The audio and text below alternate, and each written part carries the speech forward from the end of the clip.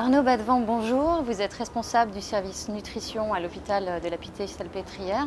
Et à ce titre, le gouvernement vous a chargé de mettre en œuvre un plan de lutte contre l'obésité. Pourquoi un plan de lutte contre l'obésité aujourd'hui? Parce que la situation en France est en train d'évoluer. Pendant longtemps, la France a connu une faible fréquence de l'obésité. Et depuis une quinzaine d'années, la fréquence de l'obésité en France a augmenté. Elle atteint actuellement entre 15 et 17% de la population.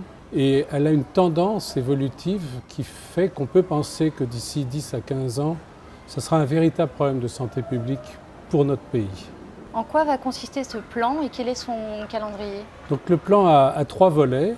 Et il y a un volet organisation des soins, un volet prévention et un volet recherche. Pour ce qui est de l'organisation des soins, la question qui se pose actuellement, c'est principalement l'adaptation du système de soins à l'évolution de la fréquence de l'obésité et surtout à l'apparition de formes graves de la maladie. C'est-à-dire qu'auparavant, on avait beaucoup d'obésité qu'on appelle commune dans le jargon médical, c'est-à-dire des situations qui sont à risque pour la santé, mais qu'on peut prendre en charge de manière ambulatoire, sans hospitalisation, etc. Actuellement, on a de plus en plus de formes graves de la maladie, en particulier chez des sujets jeunes et aussi chez des sujets âgés, qui nous conduisent à avoir des prises en charge beaucoup plus importantes qu'auparavant. Et donc il y a un problème d'adaptation des matériels. Je vais vous donner quelques exemples, les transports en ambulance, les matériels d'imagerie comme l'IRM, etc. Et puis tous les matériels comme les brassards à tension, etc. Il faut adapter le système de soins à l'évolution de l'obésité. Pour ce qui est de la prévention, c'est renforcer les mesures préventives. Ça, c'est une tâche qui se construit à long terme parce qu'on a besoin à la fois de donner des informations aux individus pour leur dire quels sont dans les modes de vie les choses à privilégier comme l'activité physique, l'alimentation équilibrée, mais il y a aussi une action sur l'environnement parce que l'obésité est une maladie en fait de la société. Ce n'est pas une maladie purement liée aux facteurs individuels, il y a aussi le fait que l'urbanisation, que l'évolution des modes de vie génère l'obésité. Par exemple, l'urbanisation en modifiant l'activité physique, les évolutions du travail en modifiant la charge physique du travail, tout ça contribue, et bien d'autres facteurs aussi, à augmenter la prévalence de l'obésité. Le plan obésité, au niveau du calendrier, est-ce qu'on a déjà une idée de la date à laquelle ce plan sera mis en œuvre? Le plan vient d'être lancé en mi-2010. On a actuellement tout un travail de mise en place des actions. C'est un plan sur 3 ans. Et donc il faut que d'ici 3 ans, on ait fait bouger l'organisation des soins, la qualité et la sécurité des soins, qu'on ait fait progresser les actions partenariales pour la prévention et qu'on ait développé un plan de recherche. Ça, c'est très très important. La recherche sur l'obésité comporte une part de recherche biologique avec identification des facteurs génétiques, épigénétiques, biologiques au cours de la vie qui déterminent l'inflation du tissu graisseux.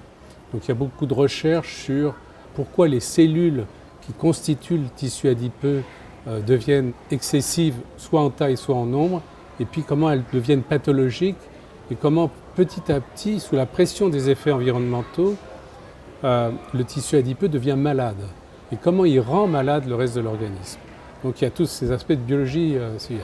On s'intéresse aussi beaucoup à ce qu'on appelle les événements précoces. Les événements précoces, c'est ce qui se passe au fond in utero, ou dans les premiers mois ou premières années de la vie, au travers de la nutrition maternelle et de la nutrition infantile, qui pourraient laisser des traces durablement chez le jeune enfant et faire en sorte qu'il devienne beaucoup plus prédisposé plus tard aux effets environnementaux qui conduisent à l'obésité. Donc ça, c'est un sujet très important, c'est identifier les événements précoces, car si on les identifie, on pourra intervenir bien en amont du développement de l'obésité elle-même. Et ça, c'est un enjeu majeur. Vous avez entendu parler des questions de facteurs physico-chimiques, la composition des tétines, la composition du lait maternel, de la nutrition infantile. Autour de ces sujets, il y a des points très très importants. Mais il y a un volet sciences humaines et sociales qui est extrêmement important, qui concerne l'économie, la sociologie, la psychologie sociale. Et vous comprenez bien que si c'est une maladie de société, c'est qu'il y a des déterminants à la fois économiques qui interviennent, mais aussi sociologiques.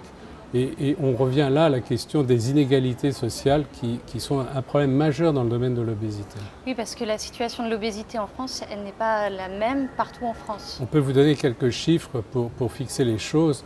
La fréquence de l'obésité dans les foyers qui disposent de moins de 1 000 € par mois est de 22%, 22% des gens obèses.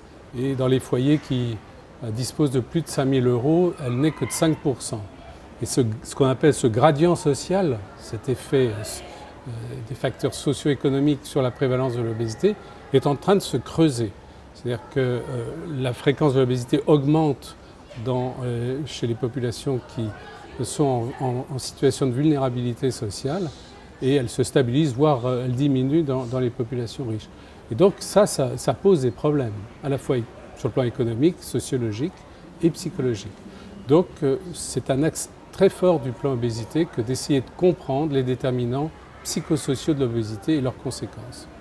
Dans le cadre de ce type de démarche, est-ce qu'il ne serait pas intéressant de s'intéresser à d'autres pays comme les États-Unis? En France, je vous ai dit à peu près 15% de personnes obèses. En Grande-Bretagne, 25%. Aux États-Unis, 35%. Et quand on regarde dans le temps, on a un décalage au fond de 15 ans par rapport à ces pays-là. Et si notre courbe d'évolution continue, on atteindra le niveau actuel des États-Unis d'ici 15 ans.